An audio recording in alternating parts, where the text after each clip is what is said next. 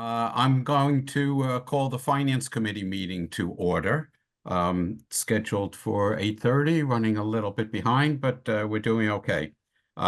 First item on the agenda is receipt of reports, and perhaps a little bit out of order, but I'm going to call upon our Director of Fiscal Affairs, Janice Salerno, who has been very busy and working hard on new reports as a result of our new software, the OpenGov system.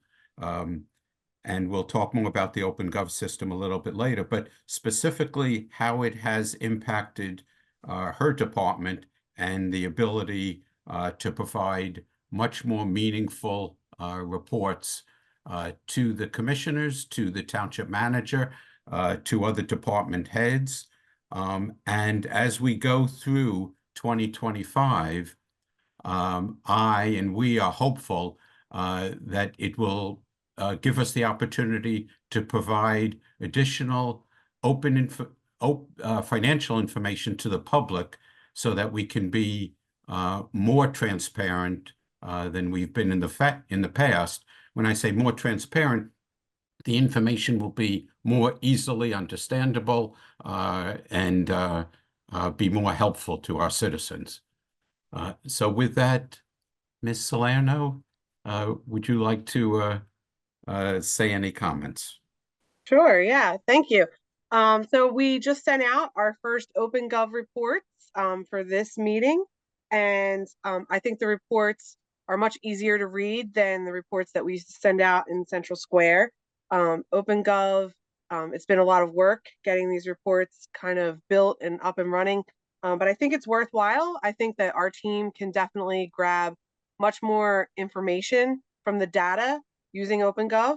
It's much easier to sort of manipulate the data and pull the information that you want to see in OpenGov compared to Central Square. It also saves a lot of steps in all of the reports and report building that we were doing before in Central Square, and we used to have to manipulate and put things in Excel.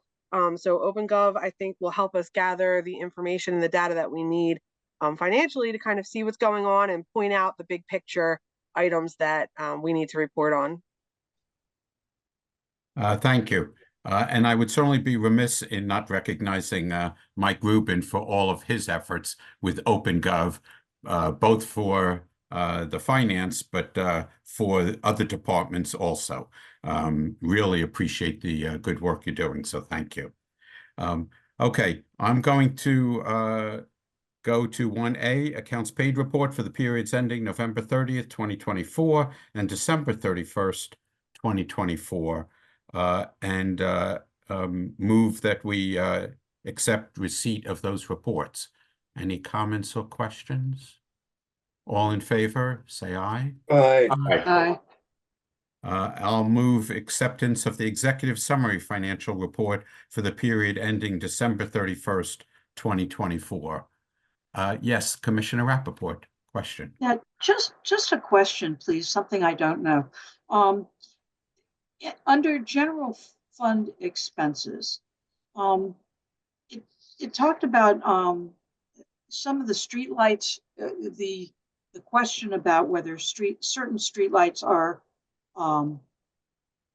considered liquid under the liquid fuels. Do we get additional liquid fuels from certain street lights? In other words, if they're on a state road, does that add to our liquid fuels budget? Or are you saying we just have to cover them with our liquid fuels budget? Yeah, it does not add additional funds for us from liquid fuels. But if those liquid fuels funds are not being used up for years like this one, where we have lots of snowstorms and things, or for other particular projects, like paving. It is a way for us to be able to use liquid fuels funds to help support what would otherwise be operating funded. Yeah, from the general capital. Yeah. So in 2025 in particular, we did budget for the streetlights to be used by liquid fuels, and we're working on. I know Mike Rubin's working on making sure we have the mapping that we can use to provide to the auditors to show that the lights are actually on liquid fuels qualified streets. So that helps us by about $200,000, Yeah, which is something okay. that we need at this point in time. Yeah, right. It would help more if the state would include extra funding for those or for signaling maybe. But I guess that's really a state policy issue, right? Yeah, when we They have to bring it up. when we file the liquid fuels report, they calculate automatically basically what they expect our next allocation to be. Right. If I can jump in real quick on that. So liquid fuels funding is based on the mile of roads that we have in the township. Right, It's not based right. on what we have on it. Unfortunately, and then there's criteria of how we can spend the money. So as Jan's mentioned, allocating toward paying for our streetlights and traffic signals is one of the ways that we can do that, especially if we have a light snow year, which doesn't seem to be the case this year. But with respect to the traffic signals, even though they are on state roads and things like that, they generally give us funding to support those intersections and through the Green Light Go and Arlie grant programs, which we still have to pay 20%, even though it's a PennDOT intersection. So it's not always great, but we do get funding to help support them. Okay, thank you. Good comments. Thank you. So I think I moved for acceptance of the executive summary financial report for December 31st, 2024. All those in favor say aye. Aye. 1C, the report of our finance officer. That's Mr. Lieberson. He, as in the past, has provided us, and it's attached, a comprehensive and informative report on our collections of taxes. Any questions or comments? I'm here if you need me. I appreciate you being here, Mark, but there don't seem to be any questions. Commissioner Rappaport? Yes. Go ahead. Just be your reports are always great, but I do have a question. I happened to bump into Abington's website for their tax collection, and they have a really nice Q&A section for their residents and taxpayers. And I just, it looked good. I don't think we have quite that, we invite questions, but I don't know that we have something like that. And I just think it would be nice to take a look at that and see if something like that would be helpful for our residents. Sure, I can talk to the new tax collector up there. Right. And this is something we can do. And I think I'll put on the list of things. Actually, I'm developing a list of things that I want to address with whoever succeeds me. This could be one of them. I think it's a good idea. And, we have to work out the logistics and maybe through the website or something like that you're talking about. Yeah. We'll just have to figure out a way of doing it. And, of course, right now, we are always getting calls and I'm getting emails, of questions. I think my email address is accessible on the website if someone needs either a generic question in general or a specific question. Right. If there's ever a generic question that involves not just a particular taxpayer, and I'm asked by it, it's not a bad idea to post the question and the answer for all to see through an announcement at this point or something like that. Yes. Yeah, and I think, for example, new residents or people who are looking at doing taxes at night when the office might not be open. I think it would be a nice service and addition. And their questions, their Q&A looked really nice format. Yeah, I'll look into that. And again, Thank you. I think it's something we can explore down the road. Okay. Again, and by the way, if anything else down the road comes up that you think could be put on this list, feel free. Anything else? My pleasure as always. Anything else? No, thank you, Mark. But Commissioner Mike, Rappaport, an excellent suggestion. We should always be looking for ways to make our process and procedures more open to the community, more transparent and understandable by the community. And there are a lot of people who find taxes very confusing. I'm perhaps not one of those, uh, uh, but a lot of people do, and having something on the website that goes through some of the basics um, would sounds like an excellent idea. Okay, I will move acceptance of the finance officer report. All those in favor say aye. Aye. Aye. Information technology, January 2025. Mr. Rubin, any comments or at the same time, I'm asking you for any comments. Commissioners, if you have any questions, raise your hand. No, this month, I apologize for not having a very detailed written report. I've been spending pretty much the entire month getting our permitting and licensing suite and our financial system up and running with other staff members, which I know we're going to do a little demo of the new permitting and licensing suite later, I guess, at Old Business. But pretty much that's taken up the majority of my time for the last month. In trying to deal with that. And then, of course, trying to deal with all the other IT related issues. Yeah, well, thank you. From the information we've received from our township manager, the permitting and licensing module sounds like it's off to a great start, and you deserve a lot of credit for that. So thank you. So I'll not seeing any other questions. I'll move acceptance of the information technology report. All those in favor say aye. Aye. Community development, Ms. Hart. Good There evening. you are. Yes. Hi, Megan. Hi, how are you? How are you? Great. Anything you'd like to report? No, it was a little bit on the slow side for grants. It's picking up. There'll be some resolutions next month proposed for applications, so it'll pick back up. Just that time. Okay. Anybody have any questions? I will move acceptance of the community development report. All those in favor say aye. Aye. Okay, 2, old business, update on the transition to OpenGov. So I think back to you, Mr. Rubin. Sounds good. Thank you. So I'll try and make this as quick as possible. But just to give a little bit of information and demonstration of the permitting and licensing suite for the commissioners and just for anyone that watches the recording. So I'm going to share my screen here. Okay.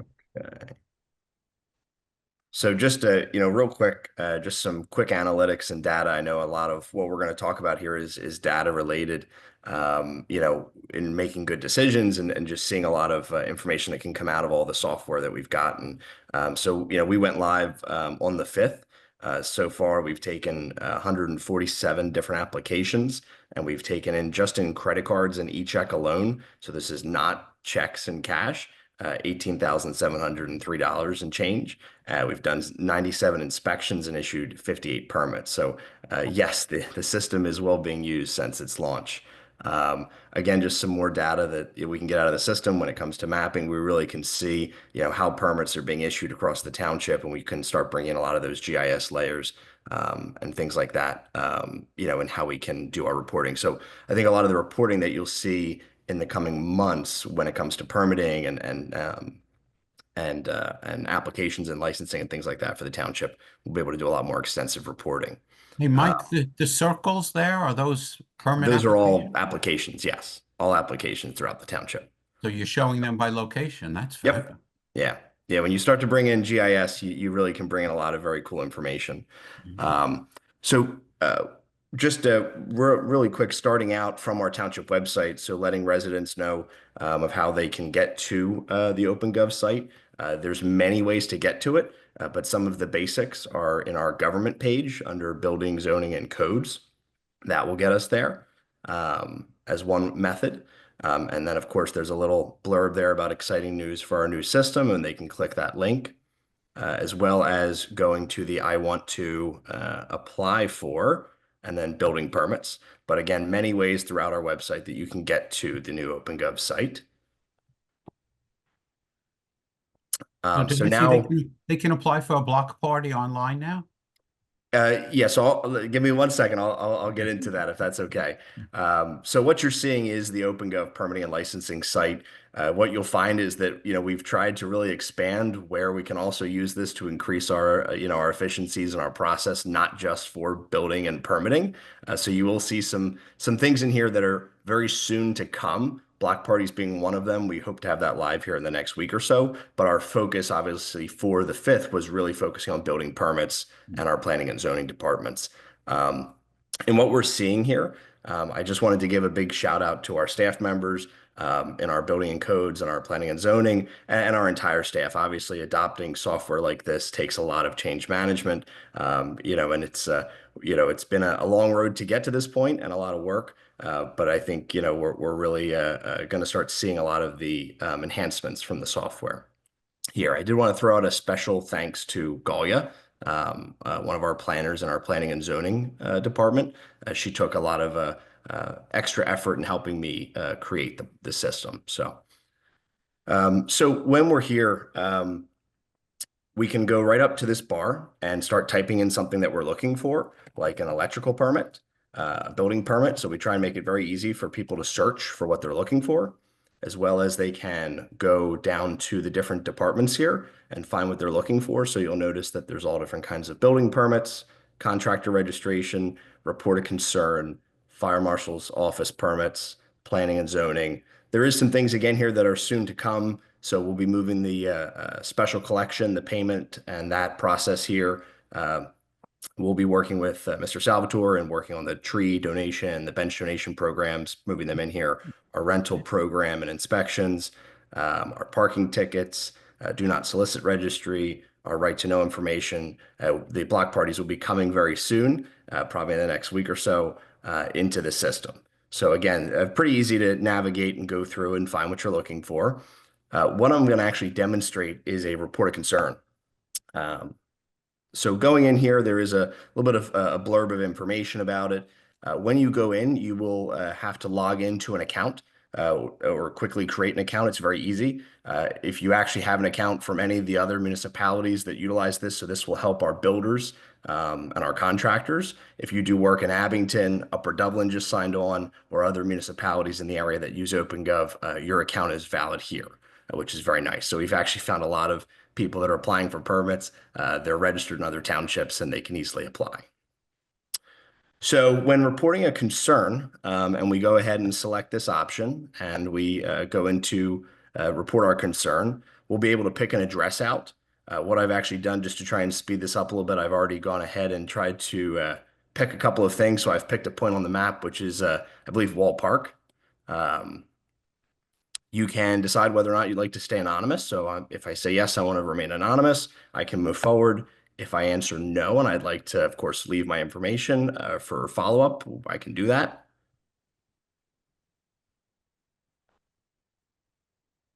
A little blurb about Pennsylvania right to know law, that just to acknowledge that. What I've done is I've done a report of concern for abandoned vehicle. I actually picked that in the conversation that happened earlier, where we can go ahead and answer a couple of questions about what the concern is, whether the vehicle's on the street or on private property. Again, just some basic information to pass along. This system is very conditional. We can condition this system a lot. So when the chief mentioned, I think earlier about, vehicles parked on the street go to the police department, vehicles that are on private property go to code. So the system actually automatically knows that and it can, divvy it out where it needs to go. So we're going through the process. We could, if you were doing this on your phone, you could actually take a photo right on your phone, iPad, any device, and take a picture if you wanted, attach a photo that you've taken when you submit this. So you can upload photos and you would then be able to submit this. And again, it would go to the appropriate officials and then they can get in contact with you for any information. What I did want to show, we just submitted a report of concern. And that is something that would go to our code department, go to our police department for follow-up. But what I wanted to show is if you submit an application for like a building permit, I submitted one for a dumpster. One of the nice features here is when you are done submitting, you'll actually be able to see all the steps ahead of you. So you're not in this endless loop of where am I, where's my application, where's my permit.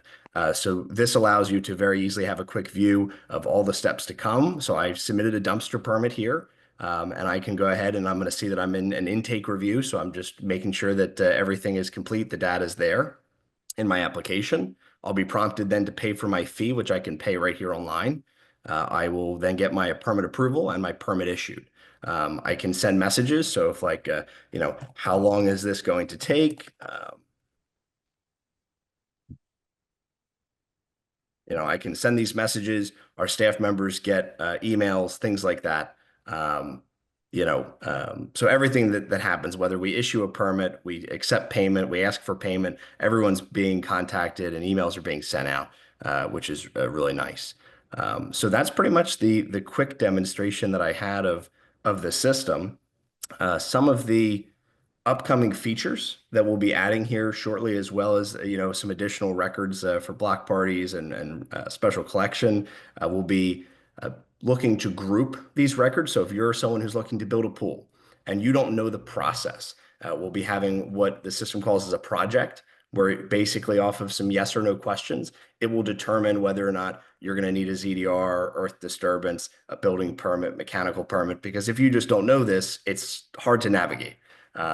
So these are some of the things to come. We're also going to be adding Microsoft bookings directly. So based on the type of project and sitting down with Scott and Henry, if it's a project that we think, we want to start out by just having a conversation, allowing builders, residents to be able to actually electronically book time with some of our staff members so they don't necessarily have to come into the building, and utilizing that technology to have that meeting, have that conversation, understand the process for what they're looking to do. So a couple of things to come with the software. But other than that, it's been a big success so far, and I look forward to how we grow it. So I'll take any questions. Sounds great, and thank you. We are excited about it, and you've done a great job. Just 1 second, Commissioner Ziegmanfeld, I have a quick question, and that is, who the permitting, if you submit this, who does it go to in the permitting department? So it depends on the application. Really, everything is highly conditioned, based on your questions. So for example, a lot of our building permits will go to our permit clerk, Celeste, for that initial review, just to make sure everything is complete. Some of the things, like I've been sitting in the permitting office for the last 4 or 5 days, helping them get acquainted to the software. Some of the things that we've seen is having incomplete documentation that then takes a lot of time to sort through. So she's someone who is constantly reviewing all the paperwork, and it makes it very easy for her now to have all the documentation, all the attachments that you need. But everything is very conditioned. The report of concern can go to Al Sergio if it's a property maintenance issue, the police department for abandoned vehicles on the street. So every record is very different on how it processes through. Do they go just to one person? And no, no. Every record has lots of different steps and lots of different assignments. No, I guess what if the person it's scheduled to go to or delineated to go to is out sick that day, on vacation, swamped with other work, so they can't get to it? Nope. Okay. Yep. I got you. So if that happens, one of the nice things that it's on the back end of the system, but if let's say Ariel is out and she's the person who handles dumpster permits, Celeste is able to look at all of the things that Ariel gets assigned, and then she's able to go in and process all of those while she's out. So you can actually look at all the assignments that somebody has and keep an eye on that. So okay, that's what I want to know. Commissioner Ziegmanfeld, you have a question? I do. So, Mike, are there particular permission areas? For instance, one of the things for our residents would be the ability to look at authorized contractors in specific functions, people who already are licensed with the township, that kind of thing. We always run into the fact that there are many people that are looking for permits with contractors who don't have permits to be able to do business with the township and that kind of thing. So is there a flag that occurs once that process gets underway? Yes. So when you submit a permit that requires a contractor, we're using an autofill where you type in the contractor's name and they pop up and it populates all of their information. Obviously, on our website, we do have a list of authorized contractors, but you are not able to put in a permit if you're not an authorized contractor. So if you're not on that list, your name doesn't pop up. There is a blurb right there that says if if your name is not showing up, you are not a registered contractor. Please fill out this form to register. But no, you cannot submit a permit if you're not a registered contractor. And then again, talking about access in the system, when a contractor registration is done, we actually having it send a copy of that registration to the tax office. Again, there's some constraints with that, whether or not they end up having to pay, but at least, you're able to share that information across. So another question, for instance, for the issue of EDUs, are there flags or triggers that get that communication into staff? Is there a trigger that also gets to the DEP? Yes. In order for us to be able to get those underway and not have to go through multiple stages? Go ahead. Yep. You didn't set me up for these, but I think they're important. In particular, we tried to think of everything. It took a lot of work, but yes, if you on the records that require questions about EDUs, if you answer yes, or depending on your answers throughout the form, everything is conditioned of where it goes, who it goes to, whether or not we need to involve stormwater. So there's a lot of conditioning involved, include not just that, but if you are in the Bahar, if you're in a commercial enhancement district, all of these things come into play. Okay. So my last question is one relative to history. Was there an ability to put in data that would allow us to do historical comparisons in some specific areas? I mean, it's a big obligation or take on, and I think there's some areas where that would be useful, and I would wonder if we've looked at those and seen some that we can at least do some comparative analytics for. So I think it'll be somewhat difficult in how we were able to get all the information to come over from the current system and how advanced the current system is. It worked. It did its job. But I think this system, you're integrating GIS, you're integrating a lot more analytics and reports. So I think you'll have to see that kind of going forward. I don't know how much data we'll truly be able to look at of prior years. I think it will be difficult to try and really sum it up. But I think, going forward, you'll have a far greater ability to create those reports that you're looking for. So this is a FIFO system, first in, first out, and we have to start moving forward from this stage on. Yeah, you could probably get some reports out depending on what you're looking for, but I think you're really, it's going to be hard to do that with the current system. Okay, thank you. Any other questions? Then again, I have a our question. thanks. Oh, I'm sorry, Commissioner. I can't find my hand, only my physical hand. I can't find my That's okay. virtual hand. Quick ahead. question. Mike, first, extraordinary. This is really extraordinary, and hopefully will be much more efficient and effective.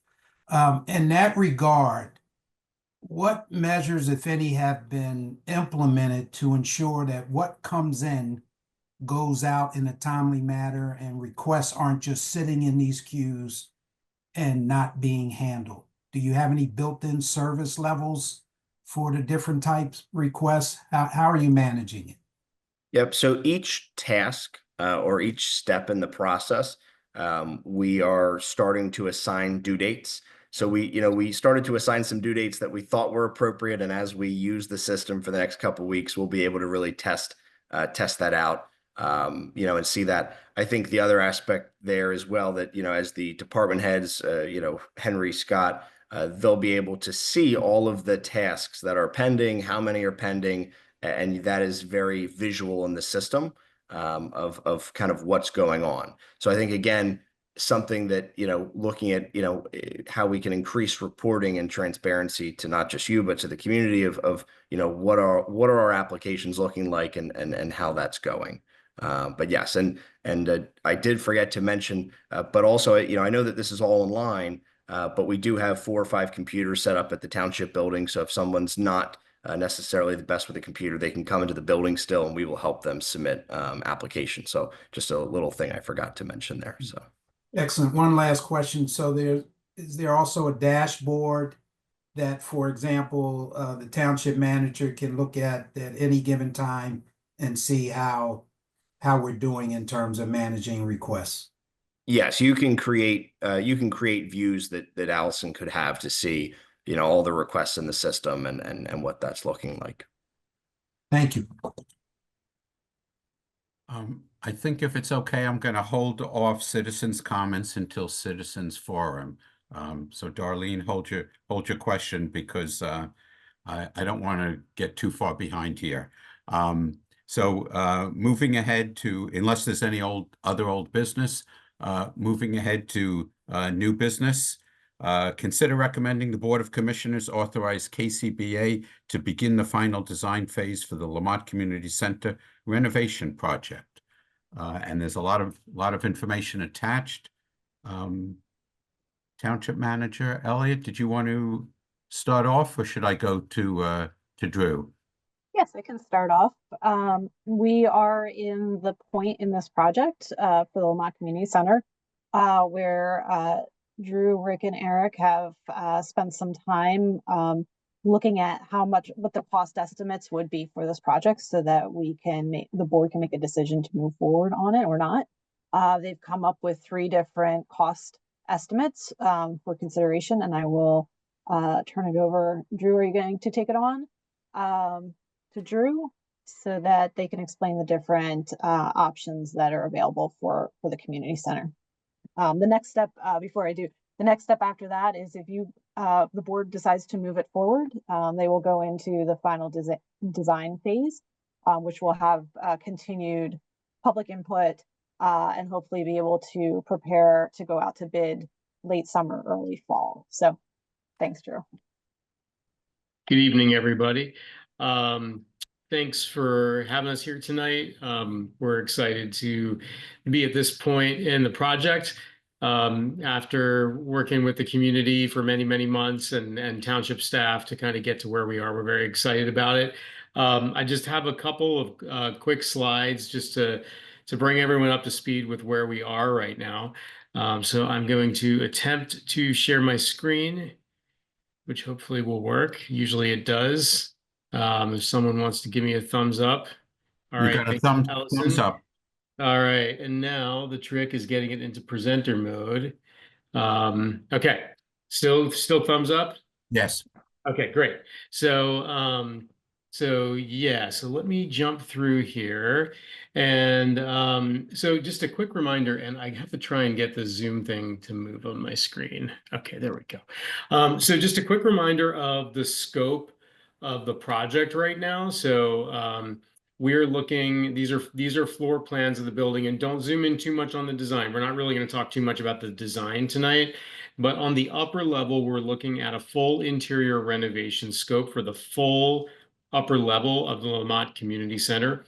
And on the lower level, this area in blue with the red dashed line around it, we're doing a full interior renovation scope in that area. That's the current rec room and office area and the stairs.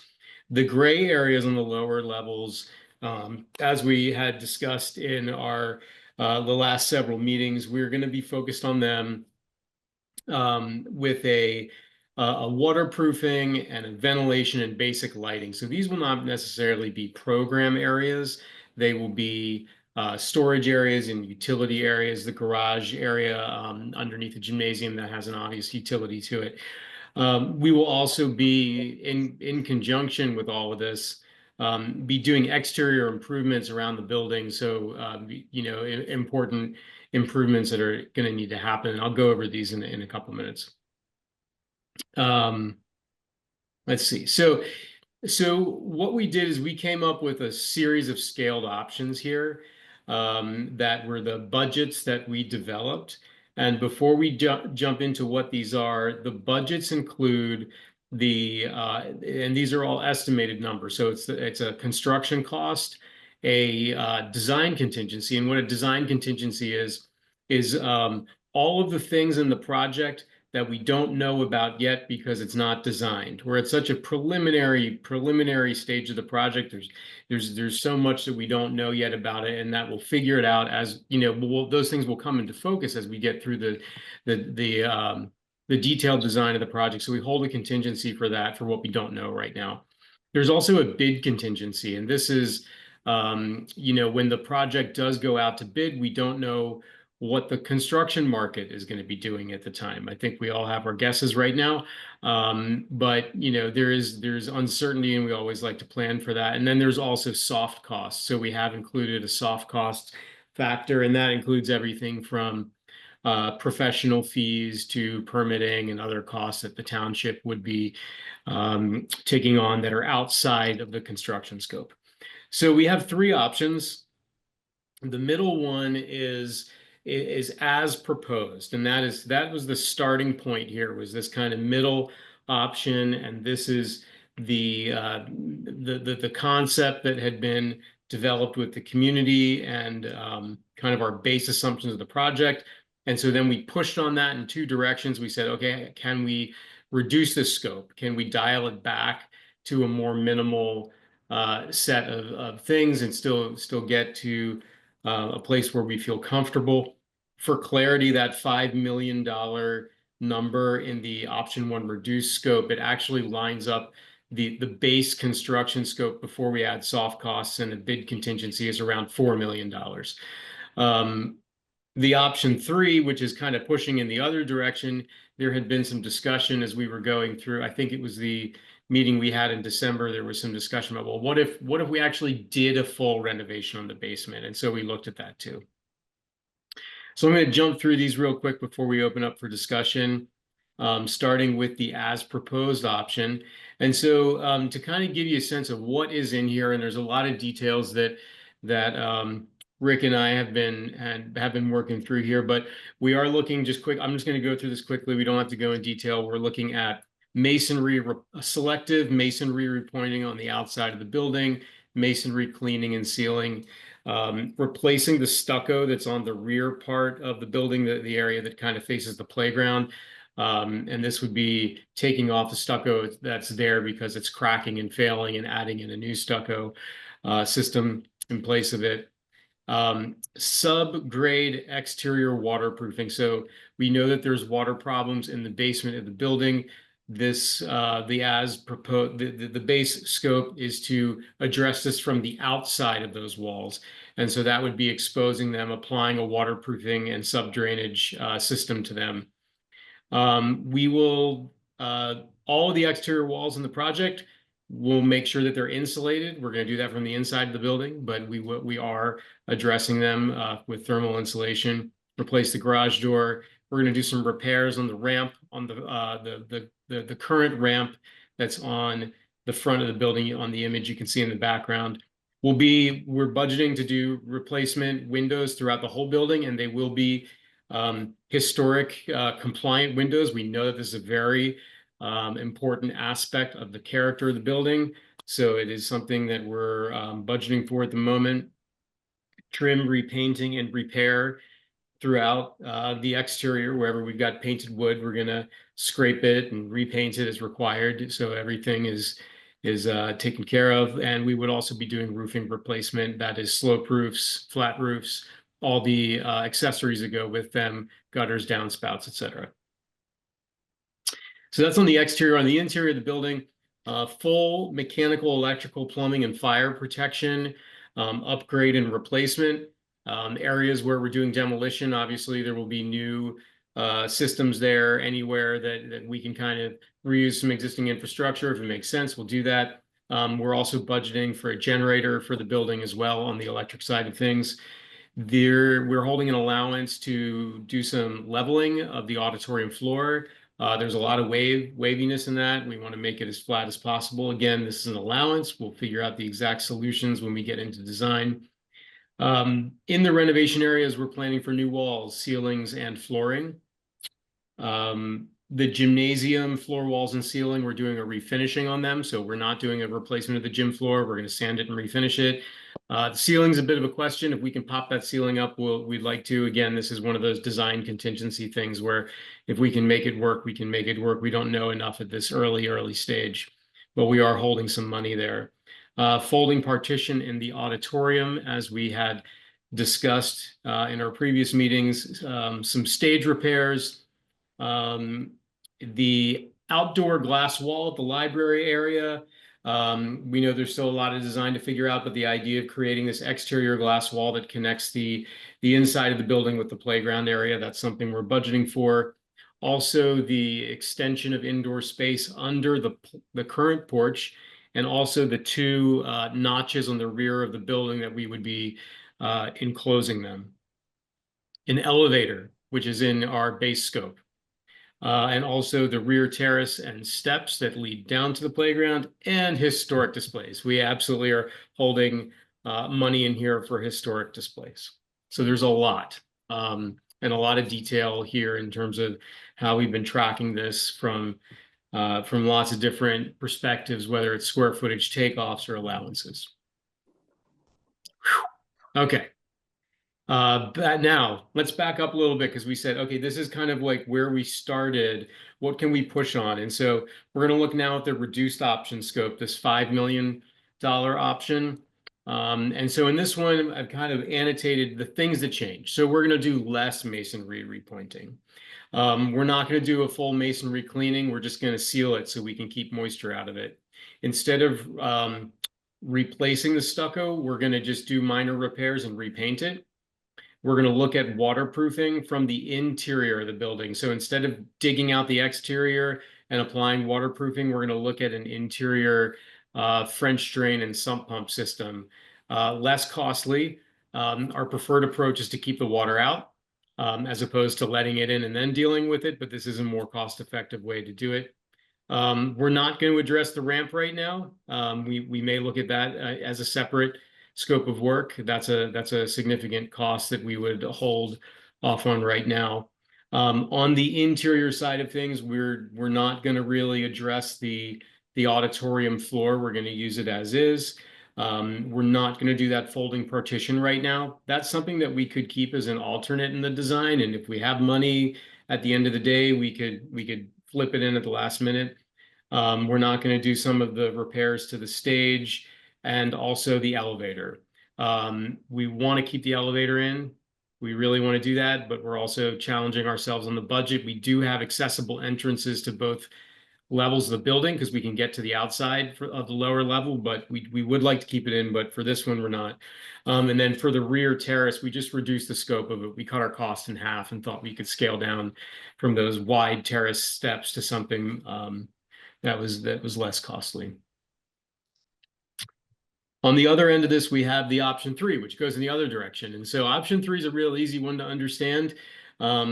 We said we're basically doing the same thing as option 2, and then we're just adding on the renovation scope the full basement renovation. And then at the same time, we said, okay, since we're pumping up the budget, the one thing we'd like to do is instead of a selective masonry repointing, we'll repoint the whole building. It is a much more significant cost to do that, but it's something that we want to take care of the stone there. We want to take care of that stone, and that's the best way to do it for the next 50 years, 100 years. So those are the kind of the broad brush explanations of the 3 different scopes we had.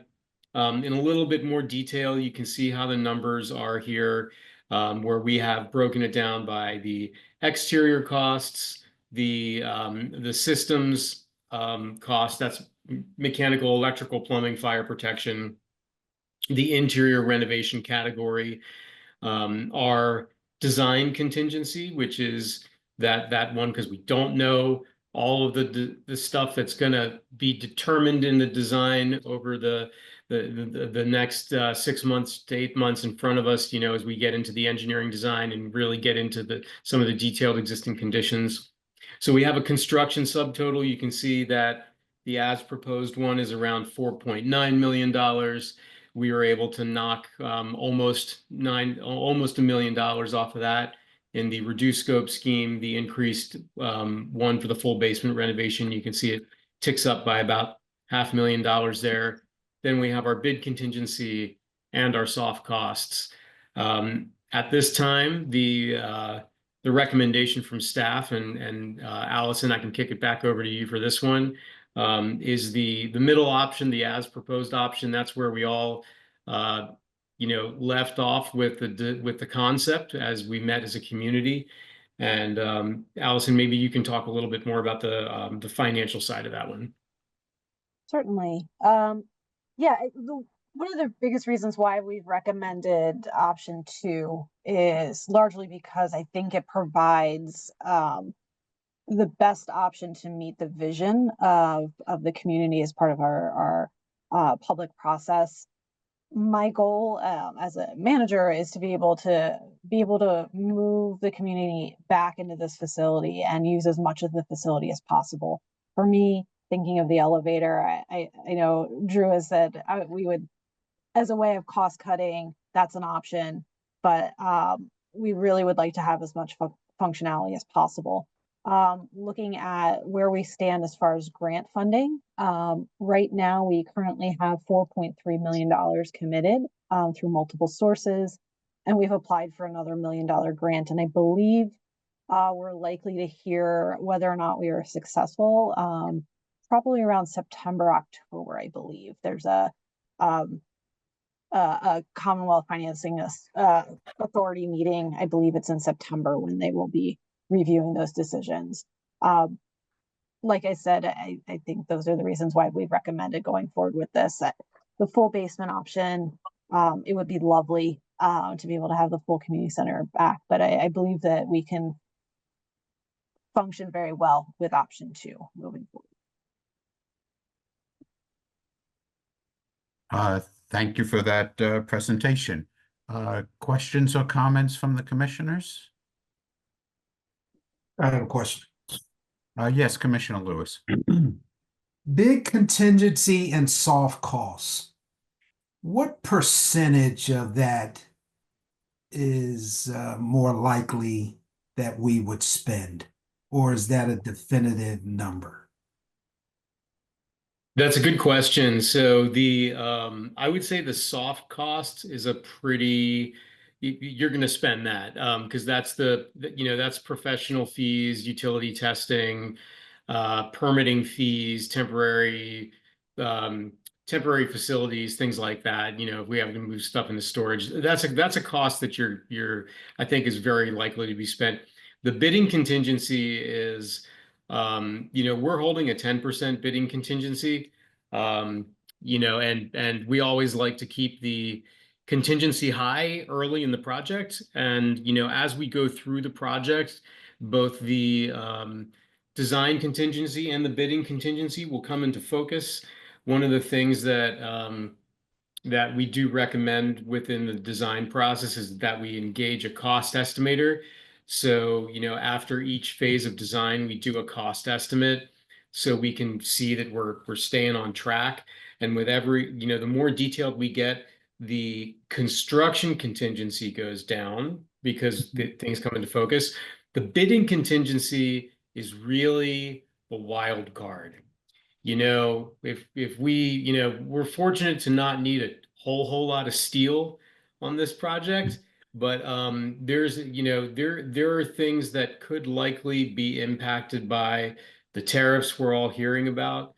And we just don't know at this point what the impact is going to be on the construction market at the time that this goes out to bid. So the bidding contingency, I'd love to say that's the one our fingers are crossed on, but there's the crystal ball is very cloudy right now about what the construction market will be when the project goes to bid. Thank you. You're welcome. Any other questions from commissioners? Yes, Commissioner Rappaport. Okay, thanks. Yeah, I like to save money, but as I studied it, one of the issues that I had, I really think that computer area really needs to be there and in a sort of a standing operating way, and needs to be you know, a real commitment. So that makes me feel that we'd be penny wise and pound foolish not to use this opportunity now to just do the whole thing. Make sure we have the flexibility, the versatility of the whole building. And I don't think it's going to get cheaper as we go further. So let's talk to that. I mean, I basically, that's where I'm coming from right now, but I'm trying to keep an open mind. Commissioner Lewis, did you? Yeah, I agree with Commissioner Rappaport on a high level, but a quick question. The elevator, not going with the elevator, would that make us not ADA compliant? Technically, we could be ADA compliant because we can have an accessible entrance to the lower level from the outdoors. But what I will say is that that's not good universal design. Okay. And so, you know, it meets the letter of the law, but what we want to do is have everyone experience the building the same way. So that's why we really like the elevator, as it's easier too. It's, you know, telling someone, oh, you got to go, you know, you can't take stairs, so you got to go around the side of the building and go down the ramp and go in the basement. You know, I don't think that we want that. I don't want to do that. I don't want to say we, but I don't want to do that. You know, but look, if we're budget constrained, it is a big budget number. The elevator, I think that we're budgeting. You know, the construction cost for the elevators that we're holding right now is $150,000. Obviously, we get contingencies and stuff on top of that. We'll do the best we can through the design to minimize the cost of that, but it's real, and we got to look at it. So the big difference between proposed and full is what, about less than $500,000 maybe? I think that the number that we were looking at was let me get my chart up. It's 600,000. It's Yeah. $600,000 is what we're looking at, and really what that is mostly focused on is the is as we look at the additional square footage of full fit out space in the basement. And also we did add in some money for the masonry repointing, because again, you know, if we're, you know, I think that when Rick and I and Eric and we were talking about it, it's like, look, if we're gonna make this investment in this building, let's take care of this building as best we can for the next 50 or 100 years and take care of the exterior. The additional masonry repointing, I think, to do the whole building was an additional $60,000. But again, it all counts. I'm not minimizing that $60,000, but it feels like if we're doing all this, that we should do that as well. I'm going to state my preference for the recommendation from township staff and from our architects for option 2. But having stated that, I'm also going to, at this point, take a couple of questions from the public, if there are any. I know Darlene had a question, but you seem to lower your hand, Darlene. I'll call upon Brad first. Thank you, sir. Commissioner Pransky. Thank you so much. I think I left my video off. And there I am, almost. Well, I should be there. I turned my video on, it didn't know anything. Drew, it's good to see you again. And You too. I'm going to ask a couple questions that, I mean, I'm sure that Commissioner Chirico would be asking. I know he's not feeling well, so I'm going to make pretend I'm part of his mouth somewhere. My big concern looking at the difference was, again, just as yours, securing the health of the building. You had mentioned, and which I didn't understand, the outside versus the inside option was the same amount of money, was $600, because that made no sense to me. No, and I apologize if I misspoke on that. It's in the printed list. I was trying to figure out how you do it, an inside seal for $600, because I was going to ask you. No. So the exterior subgrade approach, we're looking at about $110,000 for that, and then the interior approach, we were looking at, you know, maybe $65,000 or $70,000 for that. And you know, I really would like to keep that water out of the building in the first place, and it's way better to kind of address it from the outside. You know, that's I understand exactly what you're saying. Unfortunately, I didn't have a good experience with the outside versus the inside, and I ended up having to parge the walls and putting in a full drain system. I was going to ask, what would it cost, and that you might not know this, to parge the inside also, just in case the outside doesn't work as well as hoped. Yeah, I mean, I think that it's not a tremendous amount of cost to do the masonry parging on the inside. I think that the bigger cost is if we're going to be doing, you know, a French drain and sump pump system. But just the, you know, just cleaning up the walls on the inside is not a it's not a significant cost. And you know, if so, I think that part of what we would really want to see in those, if we do option 2, right, and say that we're going to have all those spaces be for storage or utilities, we still are going to want to clean everything up and make sure that all of those walls are stabilized. You know, we wouldn't leave any sort of stone that might have been damaged. So I think no stone unturned. I understand. yeah, so we would absolutely want to address that on the inside too. Yep. All right. The only other question I had about that, again, because half the conversations, even when I was still on the board with the residents down there, was preserving the building. Yes. And the inside programming, however you want to do it or change it, that's sort of a fungible situation, but you still have to have a building. Absolutely. If I were still sitting there, I'd be voting 100% for pointing everything, because that stone gets compromised and you've got a much bigger problem. Right. So I think, you know, making sure the outside is sealed and water is kept out as much as possible is going to protect the building a whole lot longer. I agree 100%. Well, that's all I have to say. Ms. Frederica, your question? Yes, I do. How long ago was the building pointed? Because I kind of remember that. And it doesn't seem like it was that long ago, but maybe it was longer than I recall. Does anybody know that? I would say I've been here 10 years and I don't believe it has been fully repointed while I've been here. I'd have to look back in our records to see when that was. Yeah. So Frederica, I think that, you know, our starting point here, which was like selective repointing, was because when we looked at it, it's not in terrible shape, the pointing, and we might just want to, you know, look for the problem areas and address them.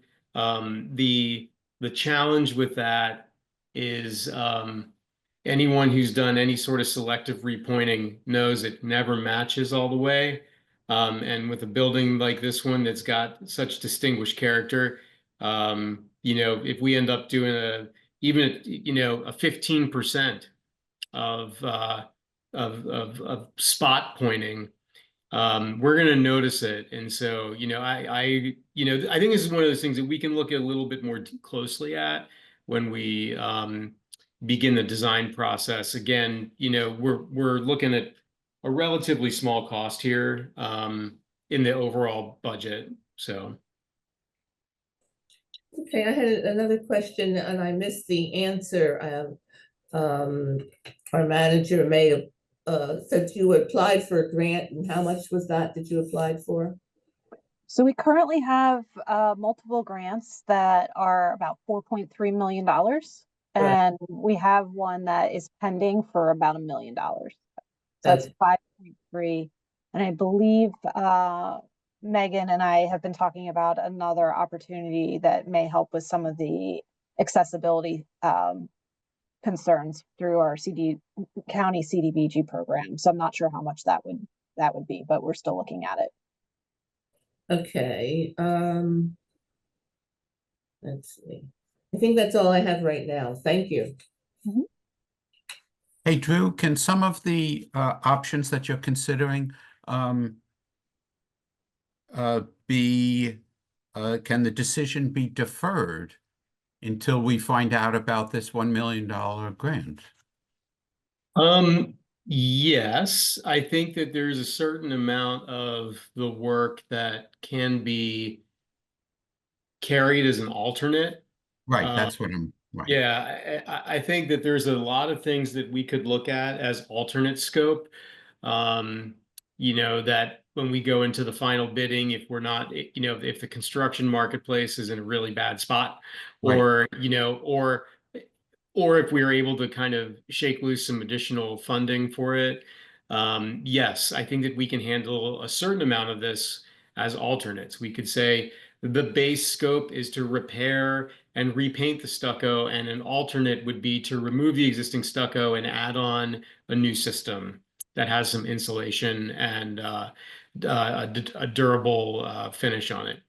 We can probably pluck out a dozen things here that we can carry as alternates. Even repairs to the ramp. That's another one. We might even be able to look at some of the basement refinishing to say, look, if we do the design for it now, we can say, okay, well, here's the design intent for the whole back and middle part of the basement. But that's an alternate, a deduct alternate in the bidding, so we can understand what it is with and without that. We can certainly do things like that. And I appreciate that answer because I think I appreciate all the work you put in and that estimated costs, but as you presented it, just looking at the bidding contingency, that's $500,000, and you didn't use the term shot in the dark there, but you said it's a fuzzy prediction. That could be double that, or it could be half that. So these costs, as well as lots of other costs, can vary $1 million one way or another. And we've all seen, particularly Commissioner Rappaport and those of us who have been on the board longer, add-ons that get up where the contractors come back on projects and say, we've run into a problem and there's an additional cost. Jerry, I'll come back to you in just 1 second. I'm going to call upon Commissioner Arman. Yeah, thank you, Mr. Chair. And sorry, Ms. Brown. I'll be really quick. So I actually appreciate your question, Commissioner Norris, and your answer, Mr. Levine, on that issue. I am inclined to support option 3, but it seems to me that there are probably areas where we can sort of plan for something and just sort of hold it. And I was looking at sort of trying to compare option 1 to option 3 and where some of those deltas are. And you mentioned the stucco.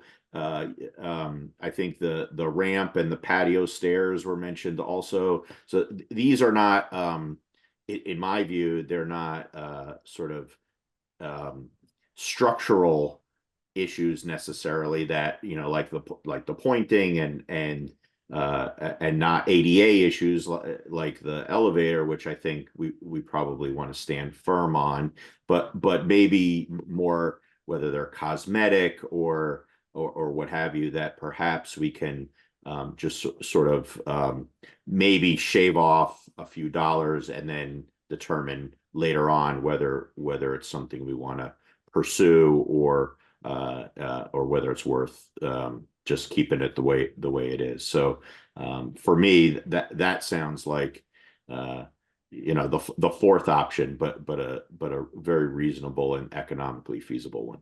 I appreciate that comment. Ms. Brown, go ahead. Jerry, you're on mute. Hello. Yes, Okay. hello. Just a question. Some of the fewer things on option 2 that were crossed out with the line, like the stage repair and the folding partitions and the upgrade for the stage. Now, once additional money comes in, Allison, would that be put back on the list? Because that's very important. Well, it sounds like the board's supporting that option 3, which would include all of that. And I think it's also included in option 2 as well, correct? Okay. So, I thought I saw a line going through a couple of them that maybe they would have to not. Ms. Brown, that was if we took option 1, which is Right. the least expensive one. That was, and Drew, I'm not going to put words in your mouth, but that was the architect's attempt to say, okay, if number 2 is the baseline, how do we shave off some things that provide a good product, but perhaps save some money. But it doesn't appear that anyone on the board is really interested in that option anyway. So. Because I was blah blah with that one. I just wanted to make sure. Okay, I'm sorry. Thank you. That's all. Thanks. Hi, Drew. Hi, Jerry. Good to see you. Thank you for those comments. Any other questions or comments? Okay, then let's see. I don't know if Want a motion? Well, okay, I guess 1, 2, 3. Okay, it sounds like we're gonna, I'll make the motion to recommend the Board of Commissioners authorize KCBA to begin the final design phase for the Mott Community Center. And if I can phrase it this way, based on what it seems like the majority, not having heard from a couple of commissioners, for option 3, but frankly, with the wording or understanding that Commissioner Arman and I'll go along and support that, that we hold back, or that we are moving ahead with option 3, but with the understanding that if funds aren't there, that there may be a few items that can be pulled back without necessarily specifying those right now. Is that fair? Okay. That's fair. We have Drew, did you have a comment, or you want? Yeah, I was just going to try to add some clarity to this because I agree. Thank you. But I would say, so we would proceed with option 3, but with the inclusion of alternates throughout where appropriate, so we can better evaluate the final construction cost with informed bids. Right, with reduced alternates. When Correct. You say yes. right. Yes. Yeah. And that reduced alternate might be the same item, but at a lower, correct, less complete, or it might be removing an item. Correct. We could have things that are either like take it out altogether. That's right. Reduce the expense by half, or so yes. And right, I want to rely upon your expertise to better understand which items those are. But I fully believe that the commissioners and the public will be hearing more about this as it progresses. So to the extent that it becomes necessary, or Drew comes back and suggests, here are some alternates that I'm now proposing we hold back on, we'll have another opportunity to vote on those and say yay or nay. Yep, we'll have a lot of chances. Right. So I'm hoping those additional comments give us some unanimity as far as among the commissioners to move forward. So I'll, with that motion, all those in favor say aye. Aye. Any opposed or abstaining? Okay. Thank you very much. Great work. Okay. Perhaps we'll finish up quickly here, and under new business, we have 3B, consider recommending the Board of Commissioners authorize Valbridge Property Advisors to complete appraisals on multiple properties located in the township in the amount of $38,610. Township Manager Elliott, go ahead. This is another step in the process of our facilities planning, is getting an estimate of value on our township properties. We have worked with Valbridge a number of times in the past. They do a number of commercial real estate appraisals, and we are looking to update the appraisal valuations on our properties. Questions or comments?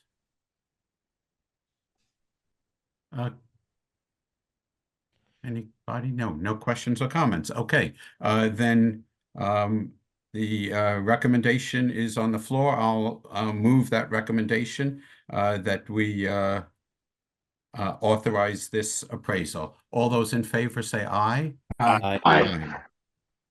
Any opposed? Okay, any other new business for the Finance Committee? Up to Citizens Forum, Darlene Melton. Thank you for your patience. No problem. No problem. I did call upon you earlier for Well, the I took my hand down because my question actually was for Michael, and I didn't want anyone to think I was commenting on the Lamont issue right now. I appreciate that. Because I know it's going to come in front of the Bahar and everybody else later. Go ahead with your question. Hi, Michael. Hi, everyone else.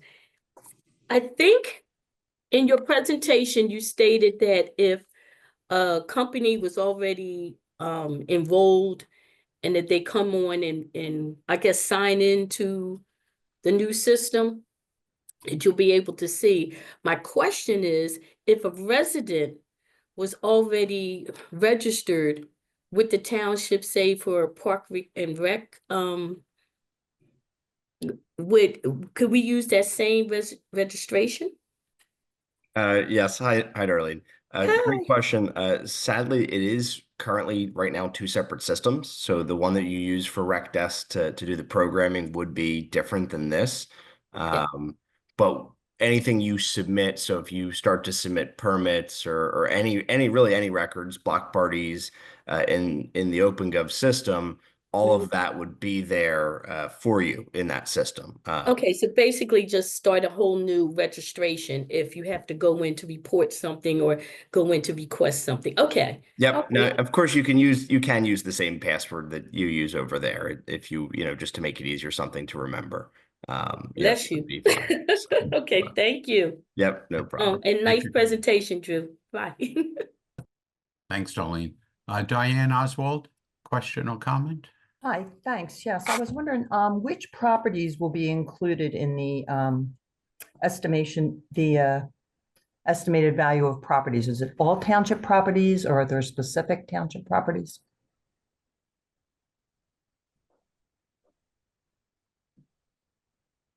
Sorry, Allison? I was still muted. It is a number of properties. I wouldn't say it's all of them, but a number of properties that were part of the facilities planning study. So would that include Roland Community Center or perhaps the library sites or those types of properties? Yeah, so the township administrative campus, public works facility, community facilities. Yes, correct. Thank you. Thank you. Any other Citizens Forum? Commissioner Pransky, keep it short. It is short. We give you 1 minute. Thank you. Is Mike still on? Yeah, here it is. A privacy issue. It says all this information is shared between other municipalities. So if you're registered here, you can use it there. A citizen files a complaint. He wants to file it locally to let his police know or whatever the case might be, but he doesn't necessarily want that throughout all the other communities. Is there are ways to restrict privacy on these things? We cannot, if you file something in Abington or any other municipality that has it, we cannot see your records with that municipality, but we can only see all of your records with Cheltenham. So anything you do within Cheltenham, we can see. That does exclude the report of concern. So that one specifically, it allows you to be anonymous. We will have no record of who you are unless you allow us, unless you answer that question, yes, that you do not want to remain. What I was trying to do basically was separate. I want Cheltenham to know, but I don't want Upper Dublin to know. In other words, if John, yes, that's yeah. Yeah. So yes, if you apply for anything or do anything in Abington, Upper Dublin, we can't see it. We don't see those records. You can see all of your records, everything you do on your account. We cannot. We can only see anything you do in Cheltenham. Mm-hmm. Yeah, I was talking specifically about a complaint. In other words, I want the township to know that I have the complaint about this thing or this person to this action, but I'm not looking to share that with the world at large. That's what I was trying to get to. It doesn't seem to be a way to parse that one item. Okay. Maybe I'm not understanding it in the right way. So if you want, I can give you a call tomorrow and Yeah, we can do it that offline specifically. because he said 1 minute and I'm over time. So Thanks, Brad. Any other questions or comments? Not seeing any. Thank you, everybody. I'll take a motion to adjourn. So All those in favor, say aye. Aye. We are adjourned.